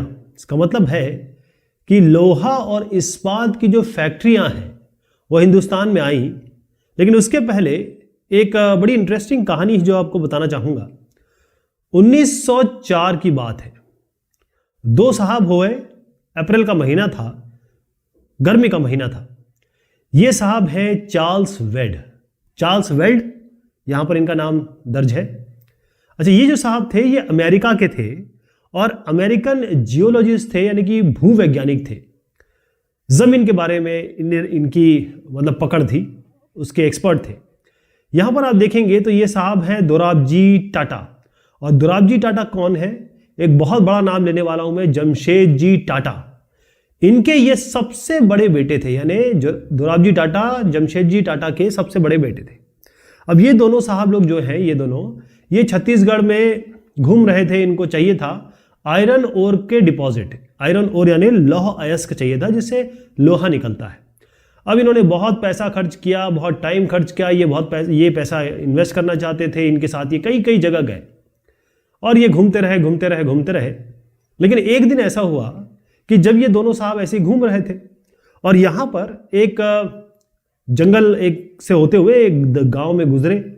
जैसे गांव में पहुंचे तो वहां पर इन्हें रेला मिला, यानी बहुत सारे लोग और आदमी सर पे टोकरी लिए हुए, और इस टोकरी में इन्होंने क्या रखा हुआ था? इन्होंने रखा हुआ था आयरन ओर, यानी लौह अयस्क। सर पे टोकरी लिए हुए ये लोग जा रहे थे। अब ये जैसे ही इन दोनों साहब लोगों ने देखा, इनको रोका और पूछा कि भाई ये आयरन ओर, ये सर पे टोकरी पे आपने जो लादा हुआ है, ये कहां से ला रहे हो भाई?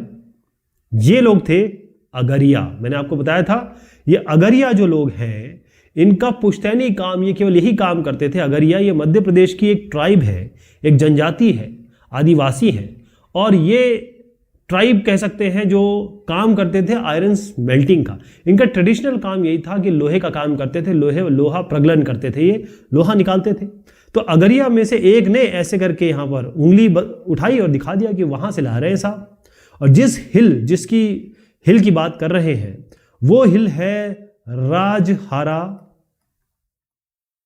हिल्स। अब इसका चित्रण भी देख लीजिए। यहां पर बेहतरीन, मैं कहूंगा विश्व का, छोड़िए मैं क्या कहूं, ये जो जेम्स वेल्ड साहब है, चार्ल्स वेल्ड साहब है, इन्होंने कहा कि ये साहब जो हम ढूंढ रहे हैं गली गली, वो तो हमें यहां मिली।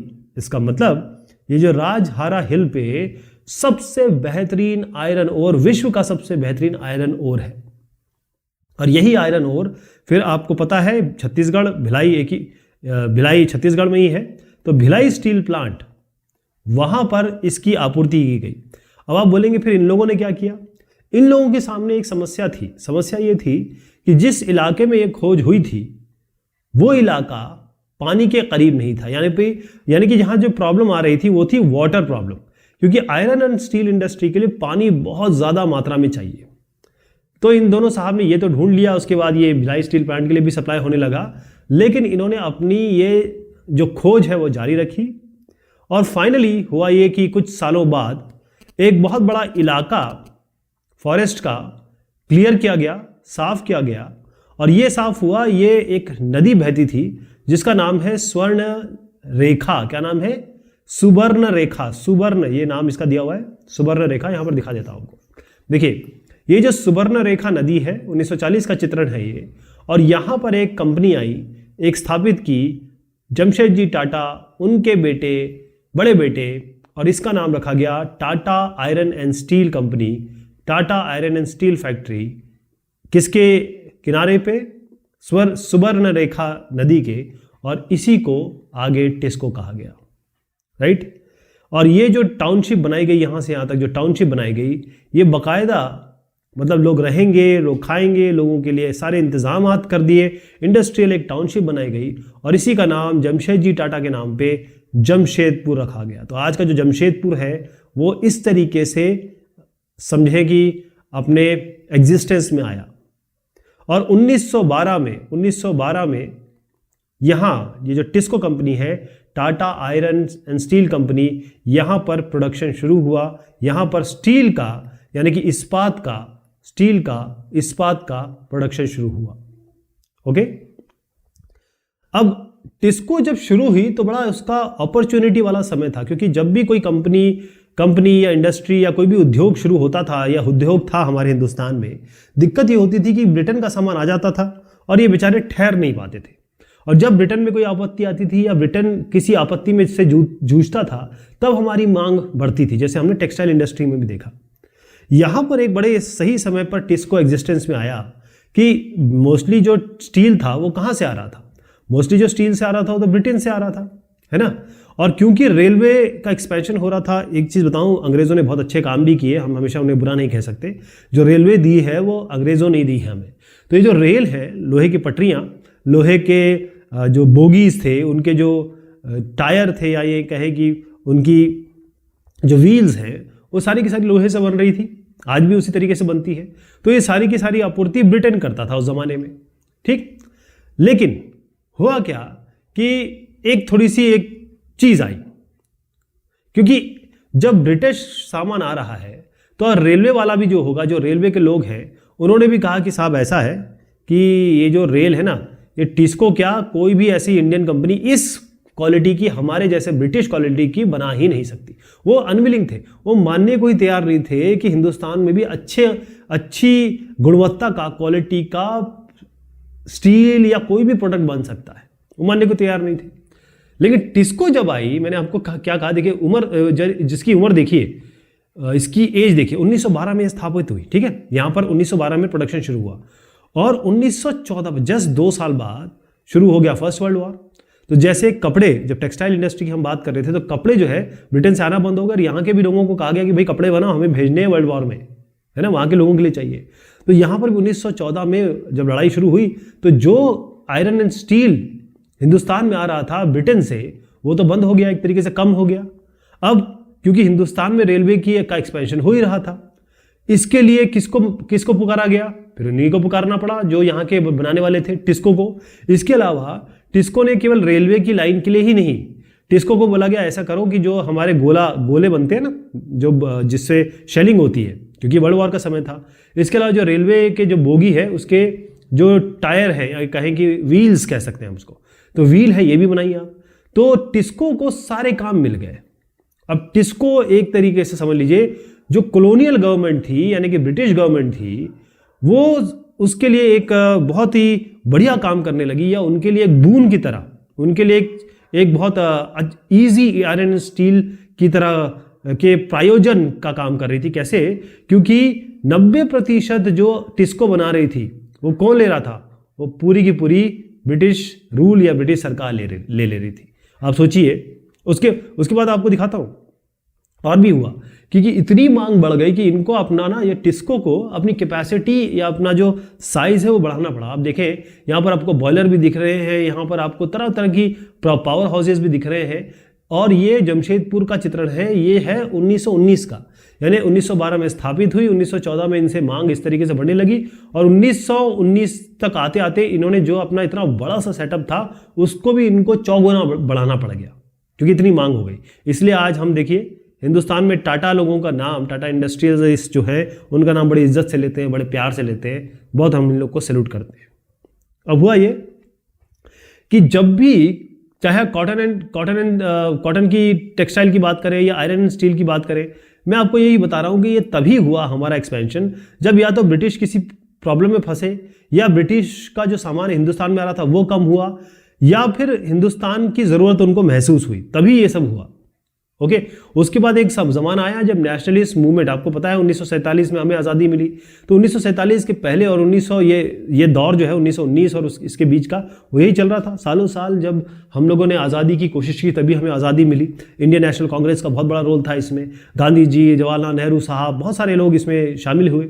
तो जो नेशनल मूवमेंट चल रहा था इसमें क्या हुआ कि क्योंकि अब टाटा को देखिए कितने बड़े आदमी हुए, और इसी तरीके से बहुत सारी जो एक लॉबी बन गई, या कहे कि जो इंडस्ट्रियल क्लास है वो स्ट्रांग बन गया, क्योंकि अंग्रेजों की भी जरूरत पूरी कर रहा था, पूरे हिंदुस्तान की जरूरत पूरा कर रहा था। तो अब ये हुआ कि जो इंडस्ट्रियलिस्ट लोग थे इन्होंने गवर्नमेंट से मांग की, जो ब्रिटिश रूल, क्योंकि ब्रिटिश रूल के तो वैसे ही पांव लड़खड़ा रहे थे, इतना ज्यादा नेशनल मूवमेंट का इनको सामना करना पड़ रहा था कि अल्टीमेटली ब्रिटिश रूल के पांव लड़खड़ाते इन्होंने इनकी जो मांगे थी कि भाई हमें भी आप संरक्षण दो। संरक्षण क्यों? क्योंकि ब्रिटिश रूल तो अपना मुनाफा देखती थी, केवल प्रॉफिट देखती थी, और किसी का संरक्षण तो ये करती नहीं थी। इन्होंने कहा भाई आपको हमको संरक्षण देना पड़ेगा, और फिर ब्रिटिश रूल ने मानते न मानते, चाहे न चाहे, इनकी बात मानी, बहुत सारी बात इनकी मान ली। यहां पर मैं आपको एक कंपैरिजन बताऊंगा, बड़ा अच्छा कंपैरिजन इन्होंने दिया है, और कंपैरिजन है जापान और इंडिया का। इंडिया उस जमाने का जब हम सब कॉन्टिनेंट की बात कर रहे हैं, तो जो हिस्ट्री है जापान की, और खास तौर पे हम इसको रिलेट करेंगे इंडस्ट्रियलाइजेशन से, यानी कि हम बात करेंगे औद्योगिकीकरण की। तो हमारा और जापान का जो इंडस्ट्रियलाइजेशन हुआ वो बड़ा एक सिक्के के दो पहलू हैं, यानी कॉन्ट्रास्ट है। हमारे यहाँ क्या था कि जो ब्रिटिश रूल था वो चाहता था कि ब्रिटेन से सामान आता रहे और इंडिया में इसको झोंक दो, इंडिया लोग, हमारा प्रोडक्शन होता रहेगा, इंडिया इसे खरीदता रहेगा, हमारे पैसे बनते रहेंगे, हमारा मुनाफा होता रहेगा। लेकिन जापान में कुछ और अलग चल रहा था। यहाँ पर क्या हुआ कि जो गवर्नमेंट थी, हमारे यहाँ तो ब्रिटिश गवर्नमेंट थी, यहाँ की जो गवर्नमेंट है उसने बहुत काम किया। उन्होंने इंडस्ट्रीज लगाने में, उन्होंने इंडस्ट्रियल रेवोल्यूशन लाने में, इंडस्ट्रीज को बढ़ाने में बहुत रोल अदा किया। और यहाँ पर एक चित्रण दिखाया गया है, ये मेजी रिजीम का है, मतलब मेजी डायनेस्टी या मेजी रूल जब आया तो इन्होंने क्या किया, ये कब आया था? 1868 में आया था।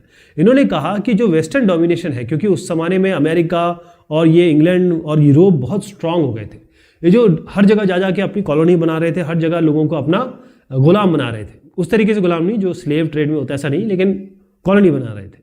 तो भाई इन सब को रोकने के लिए मेजी रेजिम ने कहा देखो हमको करना पड़ेगा इंडस्ट्रियलाइजेशन। अगर हम औद्योगिकरण नहीं करेंगे तो हम भी बाकी लोगों की तरह इनके अंडर में आ जाएंगे। तो इन्होंने क्या किया, जापान वालों ने, इन्होंने अपनी पोस्टल सर्विसेज यानी कि डाक सेवा, टेलीग्राफ हो गया, उस जमाने टेलीग्राफ हुआ करते थे जैसे आजकल व्हाट्सएप हुआ करता है, रेलवेज हो गया, स्टीम पावर्ड इंजन जो है वो, या शिपिंग कहें, उन सबको डेवलप किया। अब इन्होंने क्या किया कि जितनी भी टेक्नोलॉजी थी, चाहे वेस्ट शर्माए नहीं ये लोग। वेस्ट जैसे हमारे यहाँ क्या होता है, चाइना के कुछ करता है हम लोग बैन कर देते हैं, हमारे यहाँ कुछ अमेरिका का कोई आदमी कुछ कह देता है हम उसे बैन कर देते हैं। अरे वेस्टर्न कंट्रीज का एक आदमी ने कहा लेकिन वहाँ की टेक्नोलॉजी तो लेना ही लेना है ना भाई। तो वेस्टर्न जितनी भी इनोवेशंस हो रहे थे उसको लिया, और यहाँ तक कि वेस्टर्न जो बहुत प्रोफेशनल्स थे, यहाँ कहीं जो एक्सपर्ट्स थे उनको लाते थे, और जापानीज लोग इससे सीखते थे। बाकायदा इनको सिखाया जाता था कि भाई ये सीखो और ये अपने हिसाब से इसको ढालो, जापानीज तरीके से इसको ढालो। तो हुआ ये कि गवर्नमेंट ने, जो मेजी गवर्नमेंट थी और उसके बाद जो आई, इन्होंने बहुत सारे इंडस्ट्री स्थापित किए। जैसे इंडस्ट्री स्थापित की, अपना पैसा लगाया, अपना इसमें एफर्ट लगाया, और धीरे धीरे धीरे करके इसको जो इंडस्ट्रियलिस्ट है, जो बड़े रिस्पेक्टेड इंडस्ट्रियलिस्ट है, जो औद्योगिक घराने, उनको बेच दिया। और फिर इन्होंने प्राइवेट सेक्टर के हाथ में बेचा, तो प्राइवेट सेक्टर ने इसको संभाला, लेकिन पूरी तरीके से कंट्रोल में किया। ऐसा नहीं कि बस बेच दिया, कोई अडानी अंबानी को बेच दिया जाए, ऐसा नहीं, बाकायदा एक तरीके से, और उसको पूरा कंट्रोल जो है वो इन्होंने रखा भी अपने अंदर। तो कहने का मतलब ये है कि जो कॉन्ट्रास्ट देखिएगा आप कि ब्रिटिश रूल में हमारा क्या हुआ और जापान ने अपने आप के कैसे आगे बढ़ा दिया। तो ये बात हुई साहब इस चैप्टर की। बहुत शुक्रिया, बहुत मेहरबानी आप सभी की।